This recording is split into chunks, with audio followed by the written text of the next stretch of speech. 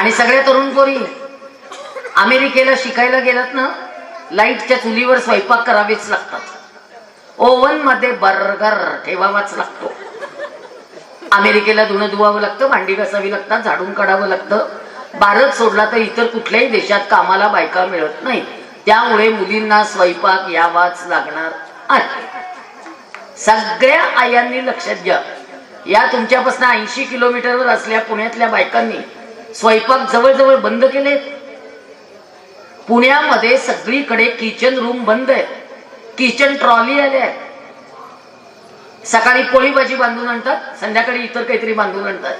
पुण्यातल्या मुलांना आईच्या हातचं जेवण मिळत नाही. सांगायला लाज वाटते. देवाचं नैवेद्य विकत आणतंय. परवा तिथल्या प्रसिद्ध एका कुठल्या तरी स्वीट मार्टच्या समोर 2 दिवस उकडीचे मोदक घेण्यासाठी बायकांची रांग होती. 2 दिवस रात्रभर उभे आहेत. किती उकडीचे मोदक करून झाले असते ग? पुरणाच्या पोळ्या विकत आणतायत.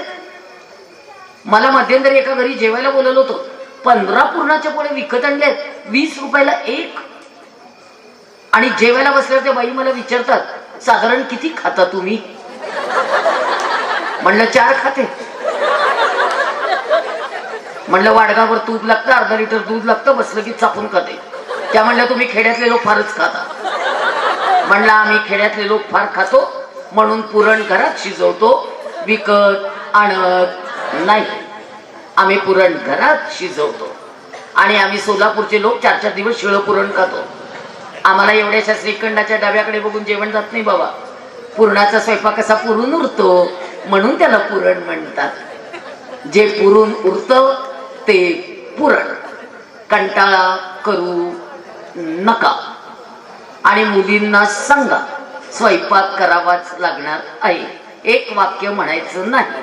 चूल आणि मूल याच्यात बाई वर्षानुवर्ष अडकलेली आहे. तिला जरा आता बाहेर काढूया. चुलीतनं बाई बाहेर येते.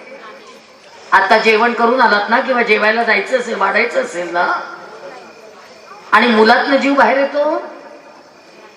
माझ्या 90 वर्षाच्या सासूबाई पाय पांगळीत झाल्यावर कुरडत कुरडत दरवाजात जायच्या.